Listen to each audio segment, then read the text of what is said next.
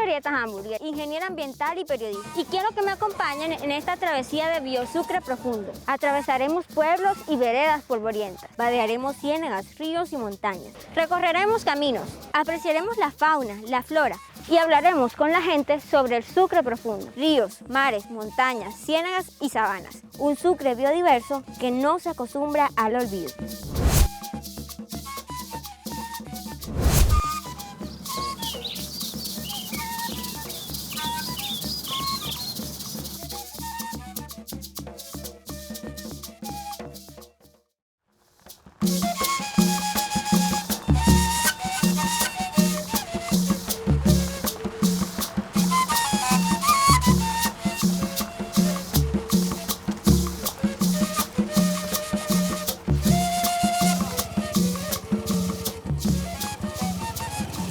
Ya lleguemos a Doña Ana. ¿Y este pueblo es muy grande? Sí, es pequeño. ¿Será que puedo agarrar por ahí? Sí puede agarrar por ahí. Listo. Gracias. Bueno.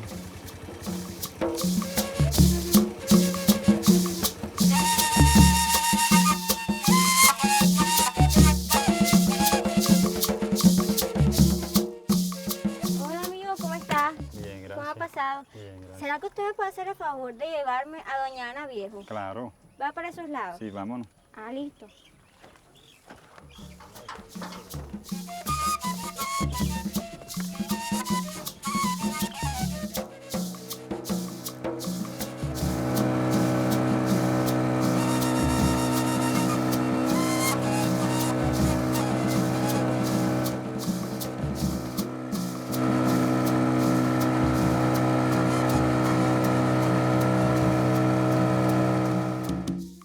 Acabamos de llegar a Doña Ana Viejo, el pueblo donde nosotros vivíamos anteriormente aquí.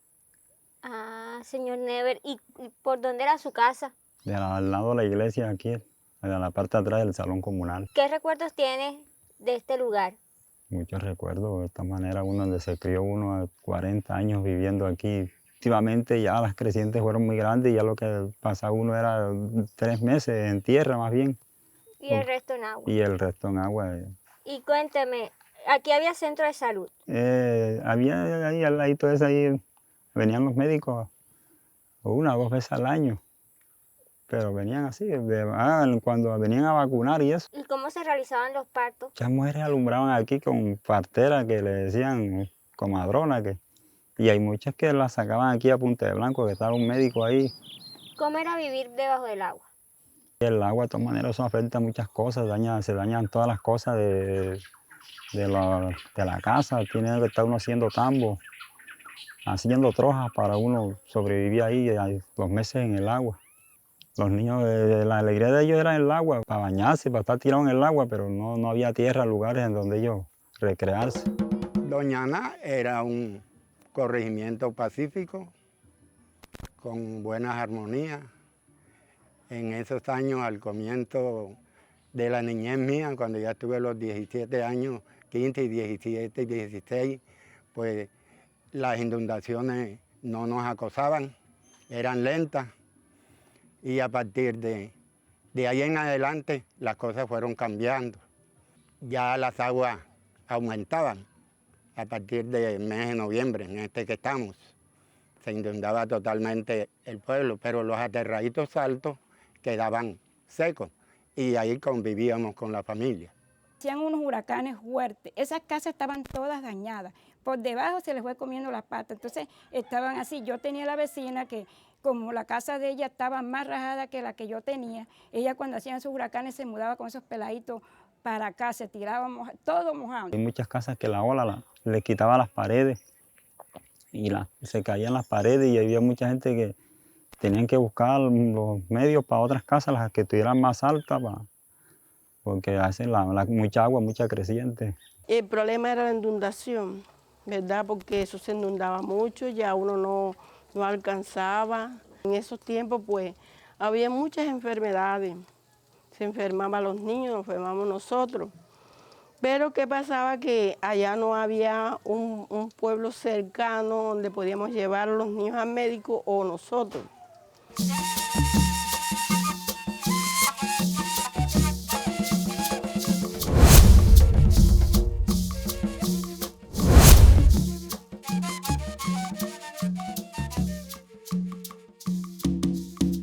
Yo, muy a pesar de que había hecho muchos recorridos en el departamento en mis campañas como diputado, representante y senador, no conocía el corregimiento Doña Ana, y el alcalde de la Villa San Benito, Manuel Carrasco, me invitó a que fuéramos a mirar ese caserío que duraba 8 y 9 meses bajo el agua. A mí me llamó la atención esas palabras. Fuimos y tuvimos que entrar en canoa. Realmente fue todo una peripecia de entrar a ese caserío. Cuando llegué ahí me di cuenta que vivía en unas situaciones infrahumanas, donde los niños ni siquiera podían asistir a clases porque los maestros, si el invierno los cogía en la zona seca, pues no podían entrar ahí. Nos llamó la atención profundamente también que no tenían servicios de salud, que no contaban con alcantarillado, que no tenían agua. Vivían realmente en unas condiciones que no eran aceptables para un ser humano. Eso me produjo a mí la inquietud y me motivó para, junto con el alcalde de la villa en ese entonces, proponerles que se mudaran, que se reubicaran. Bueno, señor Never, entonces no sé si me acompaña a seguir el recorrido y seguimos charlando. Bueno, cómo no, aquí ya estamos. Listo.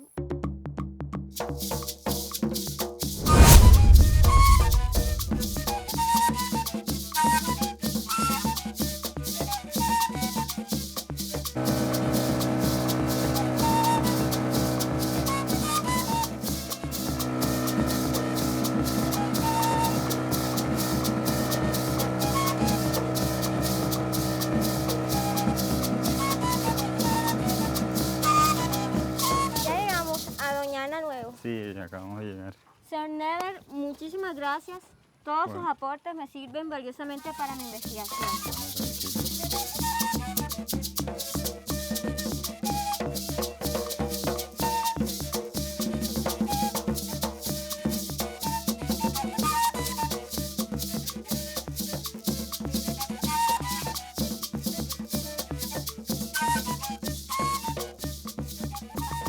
Buenas, ¿cómo está? Buena, bien, gracias. Disculpe, yo soy Orieta Hamburger, ingeniera ambiental, y me encuentro haciendo una investigación en el departamento de Sucre. Y vengo a investigar la historia sobre Doña Ana. ¿Será que me puede acompañar? Cómo no, con mucho gusto. Listo, vamos. ¿Cómo es su nombre? Alfonso Mejía. Señor Alfonso, cuénteme, ¿cómo era el antiguo Doña Ana? El antiguo Doña Ana era que nosotros vivíamos 2 meses en tierra y 8 en el agua. ¿Sí? Y ¿Pero esa problemática existió desde siempre? eso se aumentó según el tiempo. Ajá. Y ya para 2010, 2011 hubo una creciente que ya no la soportemos. Y ahí vino el traslado acá. ¿Cómo era la vida en Doña Ana Viejo? ¿Qué hacía durante el día? En el día se sostenía uno debajo de sus cambuchitos ahí de casa de bareque. Y ya en la tarde iba uno a tirar un kilito de trasmayo por ahí para coger la liga. ¿Y cómo fue el proceso de reubicación hacia acá? Cuando la administración del Tuto Barraza fue que cogieron allá una foto y los niños que estaban arriba de las casas, los vio Isabela Santo Domingo y preguntaron que eso a dónde era. Y dijeron que eso era en Doña Ana, corregimiento de la Villa San Benito en el departamento de Sucre. Y a raíz de eso se inició todo el proceso de reubicación. Sí.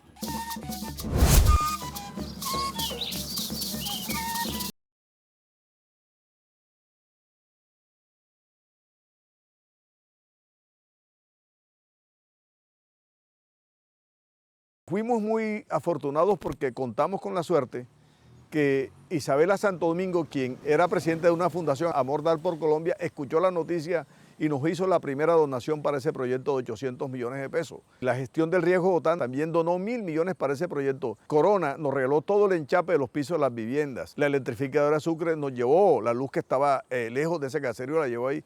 La Universidad de Sucre, con su decano de ingeniería, pues nos proporcionó los planos y nos ayudó mucho para establecer cómo se iba a diseñar el agua y el alcantarillado del pueblo. Bueno, la planta es todo el agua que botan hacia las viviendas, todas van a tener acá la planta. Hace un procedimiento que primero tira una electrobomba, después viene acá y acá encuentra unos blowers, que son los que impulsan el agua y la purifican.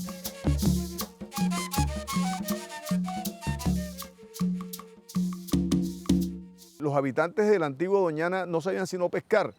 Y como nosotros el modelo de vivienda que íbamos a usar era que fuera autoconstrucción, con el director del SENA conseguimos que se trasladara a Doñana y lo primero era enseñar a los habitantes a cómo hacer bloques de cemento y ellos construyeron su propia vivienda. Igualmente pudimos nosotros contar que los socios del Club del Nogal de Bogotá recogieron un dinero de 50 millones de pesos y nos lo regalaron para que le compráramos alimentos para que la gente de Doñana, cuando saliera del viejo Doñana, al nuevo a su construcción, dejaran alimentos en sus hogares.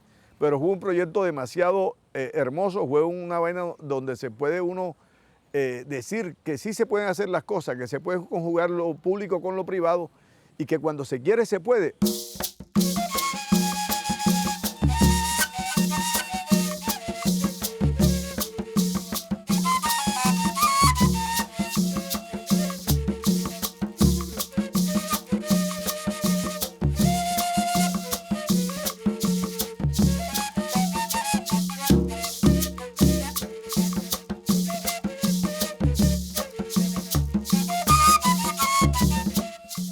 Voluntariamente ellos escogieron el terreno, eso también ayudó mucho. Ellos estaban en la orilla del río San Jorge y los mudamos a 20 minutos, pero ya a la orilla de la ciénaga de Punta Blanco. Ellos vivían 153 familias en 83 viviendas, vivían en un estado de hacinamiento y cuando les propusimos mudarlo, a cada familia se le entregó su vivienda. Mientras que ellos vivían en viviendas donde más o menos vivían en 20 o 30 metros cuadrados, pues nosotros les dimos unas viviendas de 150 metros cuadrados para cada familia, donde habían 60 metros de construcción y el resto eran unos patios productivos, donde en el evento de que la familia creciera también ellos pudieran expandir esa habitacional.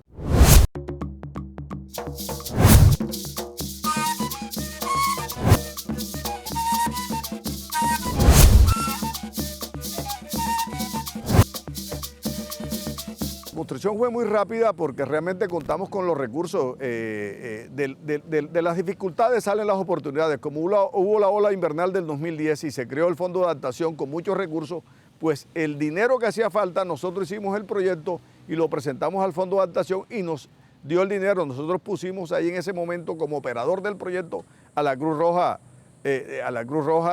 Nacional.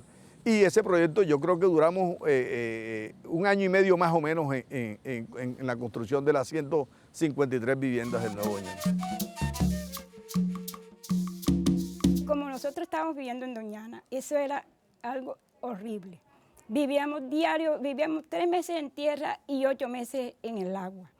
Y en última venían esos tiempos, huracanes, y ya uno no podía aguantar eso. Entonces, para mí es un milagro de Dios porque salimos todos juntos. Salimos bendecidos, nos trajimos todas las cosas para acá. Estamos aquí en este nuevo pueblo que por sí, pues, vivimos, es hermoso en cuanto a la construcción y todo eso. Doñana, bueno, según lo que escucho de mi antepasado, era que había una señora que había un lote en Doñana Viejo, una señora que vendía comida y todo el que llegaba a la zona le decía, no, allá de Doñana. Entonces quedó el nombre así, Doñana, porque había una señora que fue la que inició con esa parte. Lo primero que solicitamos fue que los habitantes del Viejo Doñana nos elaboraron un escrito donde aceptaban que una vez estuviera elaborado el proyecto, una vez estuvieran trasladados al Nuevo Doñana, nosotros pudiéramos destruirle las viejas casas, y eso se hizo. Allí en el Viejo Doñana todas las casas fueron destruidas y lo único que permanece ahí es la capilla de la iglesia y una edificación de 2 pisos donde funcionaba el colegio, donde estaban los computadores. Ahí no hay rastro de más nada y yo creo que es una política que se ha mantenido, que el municipio de la Villa San Benito no ha permitido que se vuelvan a construir viviendas porque no hubiéramos hecho nada, nada se hubiera conseguido si hubiéramos permitido que nueva gente se fuera a sentar nuevamente ahí en el viejo caserío Doñana.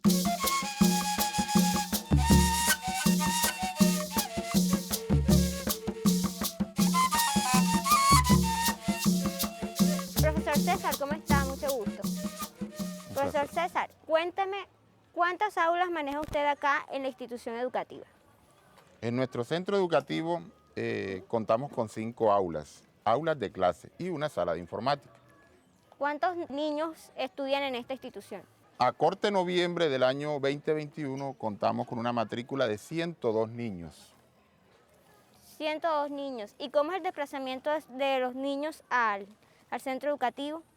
Bueno, Con lo relacionado al desplazamiento, contamos con el privilegio que toda la comunidad y los hogares se encuentran en la misma comunidad.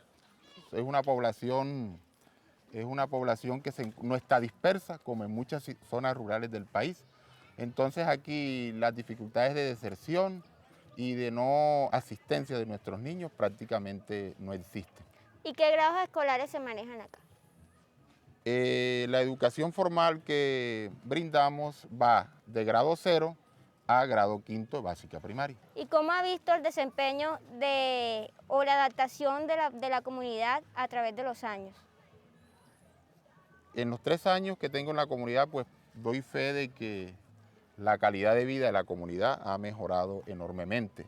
Las posibilidades de formación, de educación, de buscar otras alternativas productivas para el sostenimiento económico de las familias ha mejorado, porque ya no solamente dependemos única y exclusivamente de la pesca, y eso pues yo diría que es el punto más beneficioso de esa reubicación de toda la comunidad.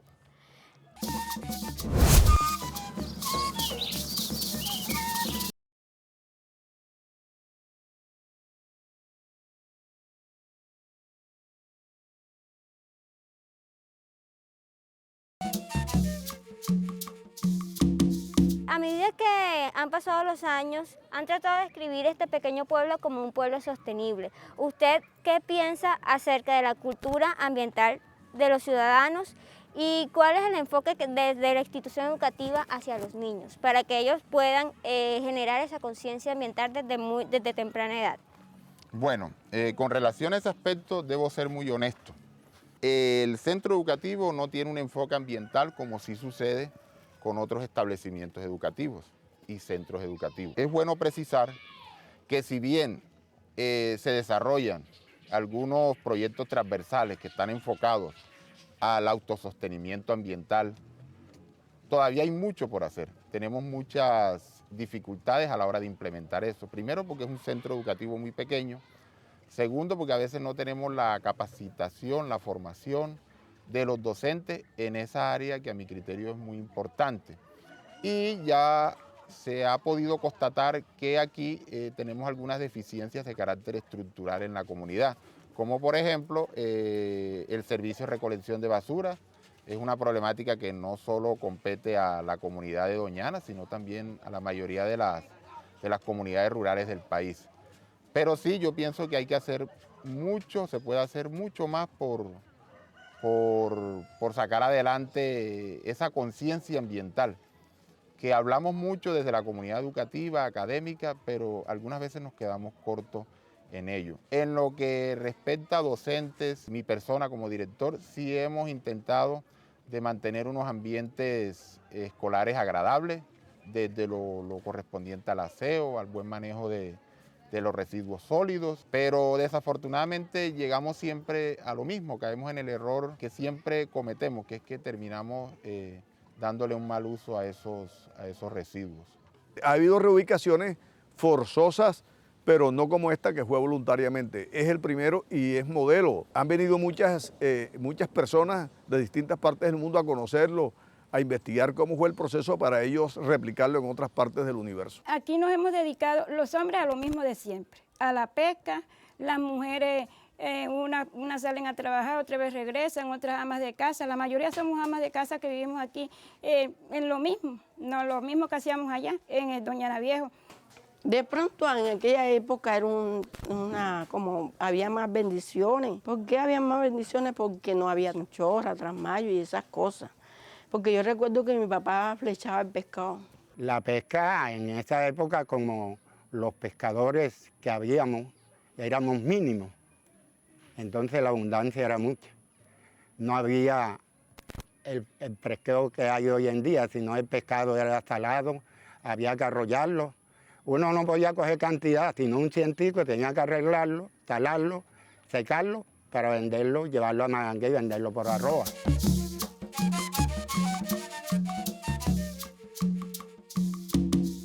Hay veces que el gobierno siembra, ejemplo, 1 millón de abelinos.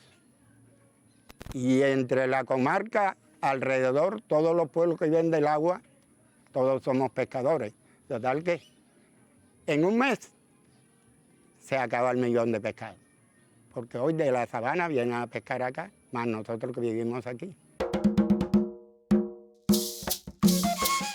Yo pienso que debemos aprovechar este momento, este programa, para hacerle un llamado a quienes nos han sucedido a que volvamos a mirar a San José de Doñana, a que no hagamos que se desilusione las personas que se mudaron con tanto afán y con tanto cariño a buscar un nuevo futuro. Esperemos que el gobierno nacional trate de ayudarnos. Pedimos educación y más oportunidades para los habitantes de Doña Ana. No queremos mercado, queremos es que nos puedan dar de terreno, algo para nosotros poder sembrar y así no solamente depender de la pesca, sino también de la agricultura. Esta reubicación voluntaria de Doña Ana tiene que servir de paradigma, de ejemplo para que caseríos que también cruzan por el mismo viacrucis de que año tras año la ola invernal los vive negando con las consecuencias nefastas que ya conocemos, pues logren también buscar cómo se reubican voluntariamente a unos caseríos de tierras más altas donde pueden durar los 12 meses del año bajo tierra firme.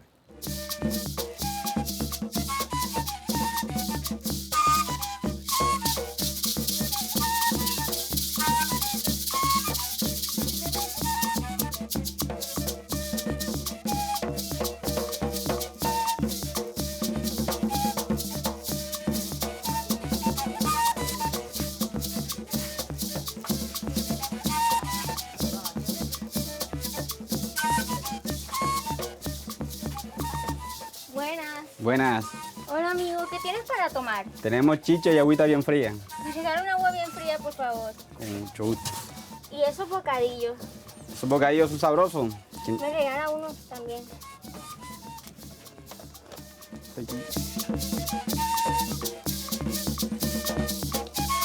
Ay, lo necesitaba. Está muy bueno. Amigo, y cuéntame, ¿cómo les ha ido en este nuevo pueblo? Bueno, excelente, gracias a Dios. ¿Y qué significado tiene para usted esa ciénaga y río tan hermoso que lo rodean? Economía, belleza, ya que tiene un paisaje excelente, la ciénaga. Me encanta. ¿Cuánto le debo? 2 barritas. Tome. Bien. Nos vemos, yo debo seguir con mi recorrido. A la Hasta orden, luego. bueno, bien.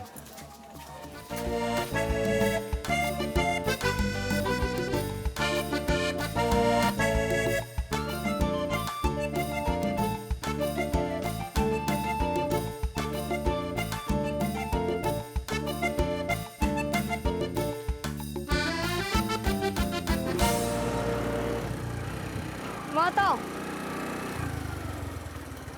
Amigo, ¿por dónde puedo irme para la Boca del Cura? ¿Por qué camino? Mi vida, yo te puedo dejar en los buses que pasan para Cincelejo, ¿te sirve? Claro.